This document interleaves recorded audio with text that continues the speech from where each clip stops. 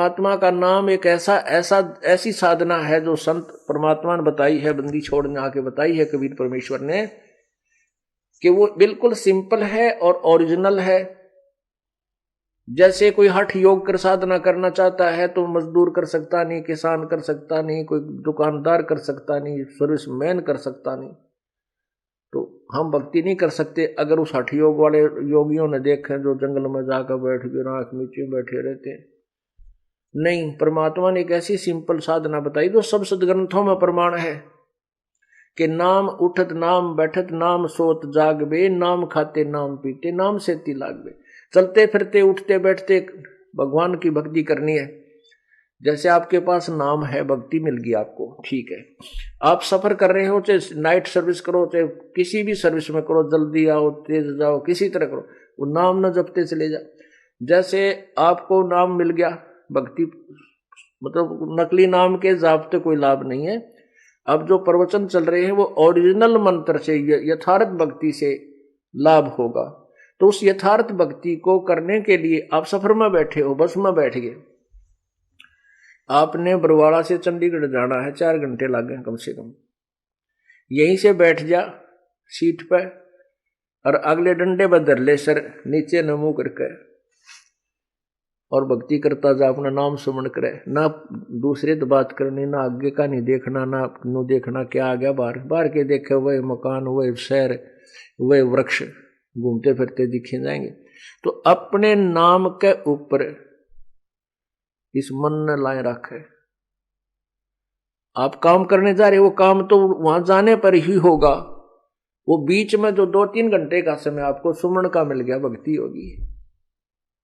और उसमें बैठ के गप्पे मारे, दूसरे ने कहा जाएगा भाई कितना आया है कि कितने बालक हैं, कि काम करा, ये बेमतलब की स्टेटमेंट क्यों है, इंट्रोडक्शन की क्या आवश्यकता है। फिर कोई राजनीति की बतलाने लग जाएंगे या किसी की और बतलाएंगे, वहां ऐसे सुना है पेपर में आज ऐसे आया था, वो पता नहीं क्या होगा। तो इस तरह की बकवादा में जो समय बर्बाद किया जा रहा है उसके बारे में कह रहे हैं कि और बात तेरे काम नहीं आवे, संतों सरने लाग रे, और कैसे हुआ गफलत में बंदे तू जाग जाग नर जाग रे।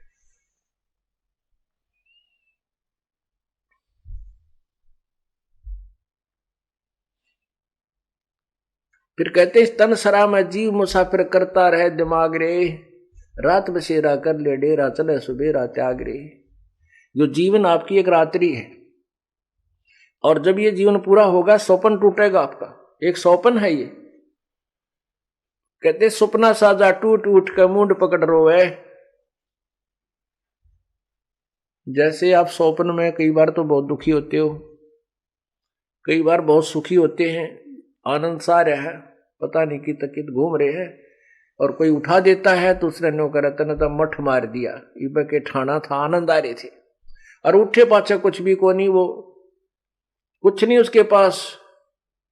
मनमाना सपने में तो गाड़ी चला रहा और ब्रेक लानता और कभी गियर लावे, और जब उठ पड़ा ला तुम्हारा सौड़ में, और उठा जब कुछ भी ना पावा क्योंकि वहां कुछ नहीं था। तो कहने का भाव ये जो आप अब देख रहे हो ये एक सौपन होगा। कब होगा? जब मृत्यु हो जाएगी।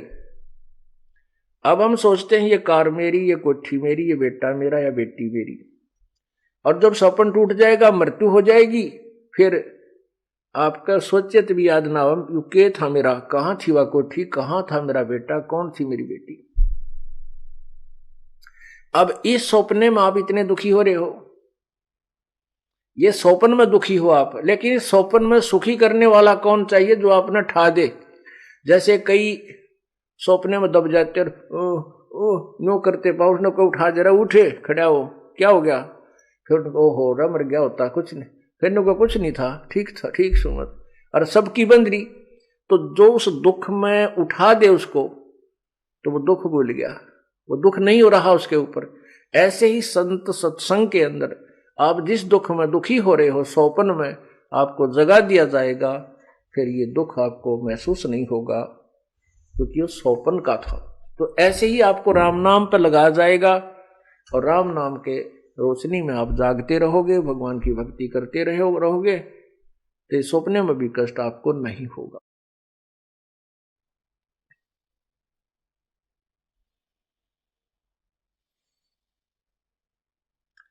रात बसेरा कर ले डेरा चले सवेरा त्याग रे। यो एक जीवन आपकी एक रात्रि समझो, मृत्यु आपका सवेरा हो गया और छोड़ चलेगा सुबह होती, यहां कुछ नहीं है तेरा। जैसे किसी कामवश, किसी बिजनेस व्यापारवश व्यक्ति दूर देश में जाता है, दूसरे प्रांत में जाता है, शहर में जाता है, और वहां जाकर के कोई होटल में कमरा किराए पर लेता है या किसी धर्मशाला में लेता है, और वहां जितना भी उसने किराया दिया है वो उस समय तक वो रुकता है, फिर आगे चलना होता है। तो रात्रि पूरी होते ही वो सुबह प्रस्थान कर जाता है, उस सराय को त्याग देता है, उस धर्मशाला को, होटल को त्याग देता है, तो कोई वहां उसका ठिकाना नहीं है वो। इसलिए ये शरीर हमारा एक किराए का कमरा समझो, होटल है ये। होटल में, इस संसार रूपी होटल में हमें किराए का यूं एक कमरा मिला हुआ है।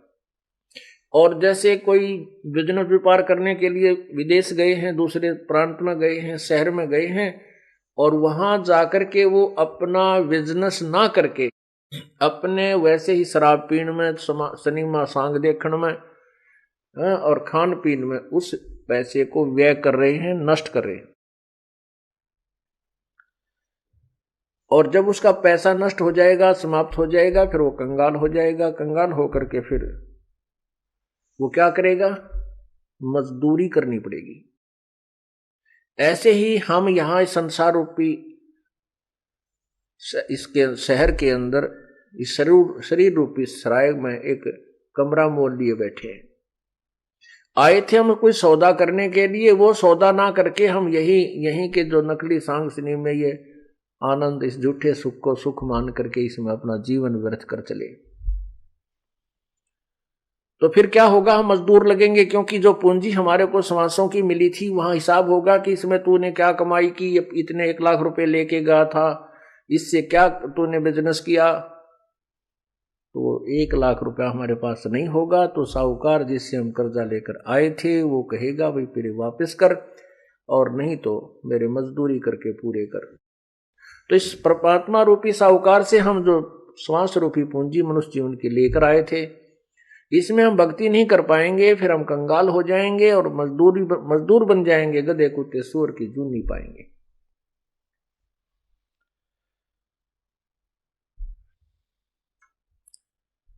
इसलिए बताया कि स्तन सरा में जीव मुसाफिर करता रहे दिमाग रे।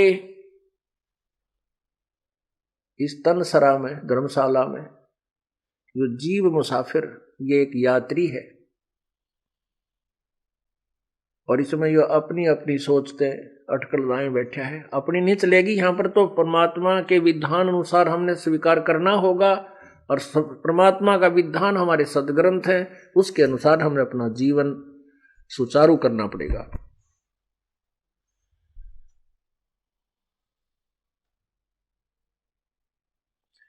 उमदा चोला बना अनमोला, ये लगे दाग पे दाग रे। उमदा चोला बना अनमोला, लगे दाग पे दाग रे। 2 दिन की गुजरान जगत में, क्यों जड़े बिरानी आग रे, जड़े बिरानी आग रे। ओहो, ये उमदा चोला बना अनमोला, इस